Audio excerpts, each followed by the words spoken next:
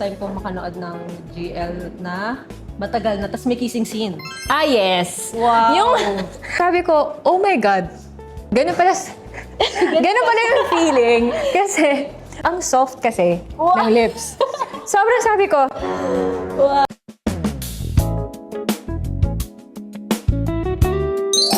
Hi guys! Ako nga pala si Pao. At ngayon, kasama po natin ang isa sa mga cast ng isa nga lamang OG GL movie natin, na local GL guys. For sure na nyo na ang Baka Bukas. Ayan. So, isa po sa cast ng Baka Bukas, si Miss Doris de las Reyes. hello! Since po may mga viewers po tayo na hindi pa po nakakanood ng Baka Bukas, baka pwede po natin sila bigyan kahit short introduction lang po kung ano po ang Baka Bukas. So, si Baka Bukas, about siya sa dalawang magkaibigan.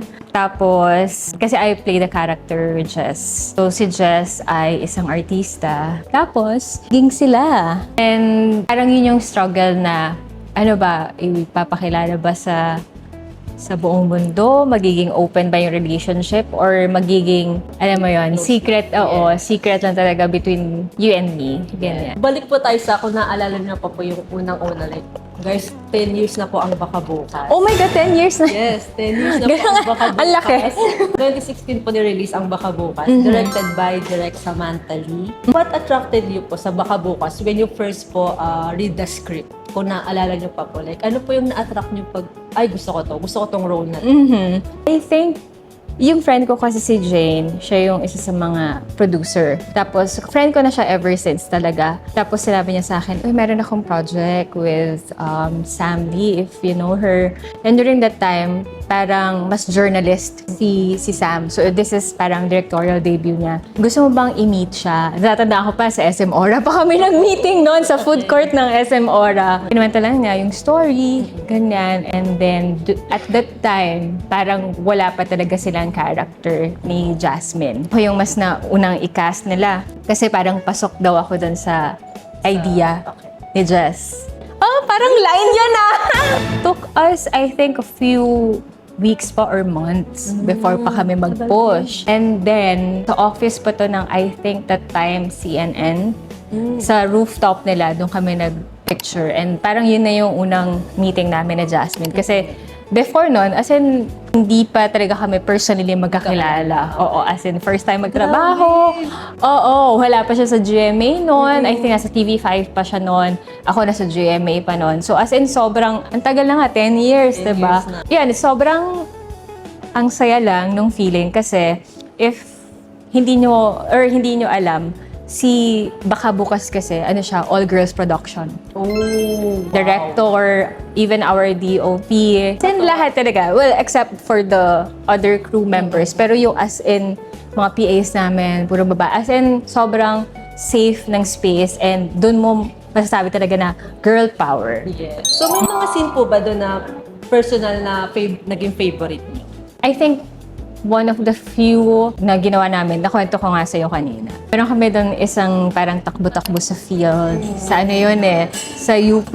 So, isa yun sa mga favorites ko. Tapos, yung bathtub Oh! na scene. Ano nga, may fun. Oo. Nakumakanta sa Jasmine. Yun talaga yung parang isa sa mga memorable. And it's very intimate. It's parang mo talaga ma-feel yung adoration nila towards each other. Since po nung time na yon, hindi pa open yung GL, naka-feel po ba kayo ng pressure portraying po yung character niyo dun? Parang so far kasi yun pa lang talaga yung parang wala po so. walang sumunod. Meron dapat pero yun, hindi natuloy. Kasi doon ko lang nalaman na meron pala sa isang relationship merong blue and pink. So parang gusto talaga nilang i-portray na ako yung pink.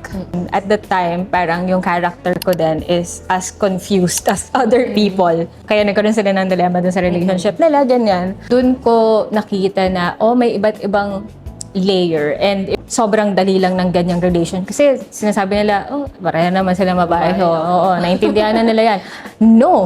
It's even mas complicated pa siya kasi maraming factors na involving the, alam mo yung mga tao around you, acceptance towards your family, your friends, kahit yung mga workmates mo na supposedly your friend, parang, diba, they will never understand. And one of the struggles of my character yung manager ko, parang, sisirain mo ba yung career mo?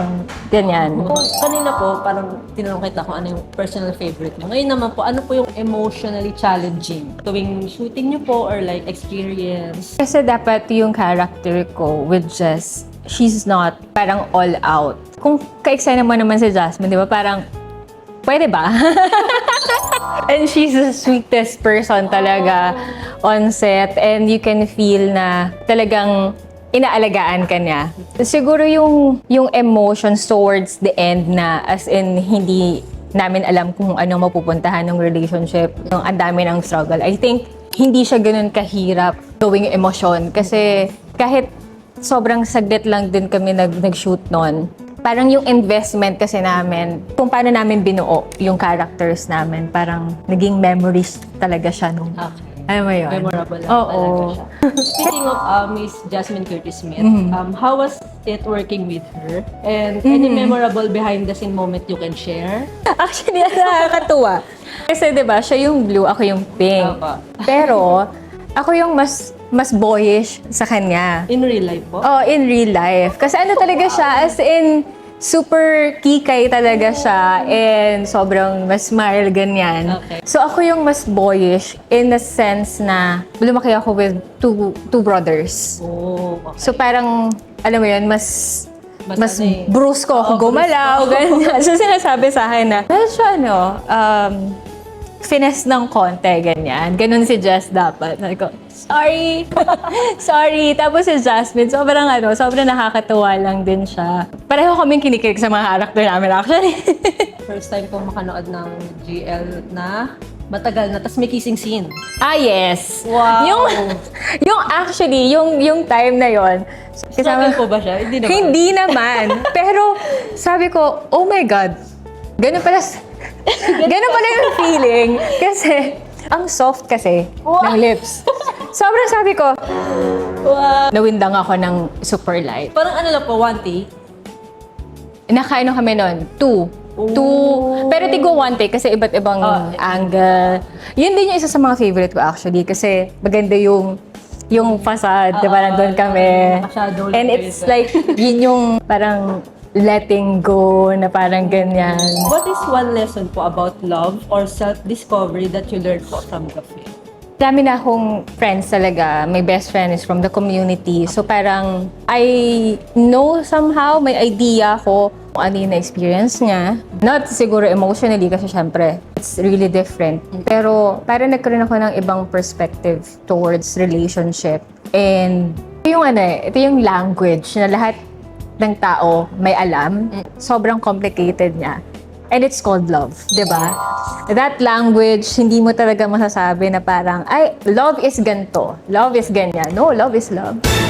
Parang wala nang kahit na anong complication. Basta, yun. What would you like to say to people who will still rewatch Baka Bukas today and to new viewers po discovering it for the first time? Ang pakiramdam ko kasi sa mga nanonood ng Baka Bukas, based sa mga nagko-comment, ganyan, iba't ibang stages ng life nila, papanoorin nila ulit ang Baka Bukas, meron kayong bagong discovery. So, malay mo, may bagong discovery kapag nanood ka ng Baka Bukas. And it's also nice to be a part of a community who's very loving, encouraging, and parang never-ending support talaga towards each other. So, Actually, parang pag tinatanong ko po yung ibang viewers ko na, alam mo, isa po ang Baka Bukas na nilang binabanggit na ano po yung mga napanood yun na ng GL movie, ganyan. Sinasali po nila ang Baka Bukas. Parang tumatak po talaga eh. Oo. Bilang sobrang rare lang po talaga ng mga GL movie series dito sa Pilipinas. Katuwa lang na Baka Bukas ang isa sa mga binabanggit nila. So, thank you. I'm seryoso. Magpapalaro po ako ng game. Ay, may prize ba yan? So ito po ang Pick Your GL Leading Lady.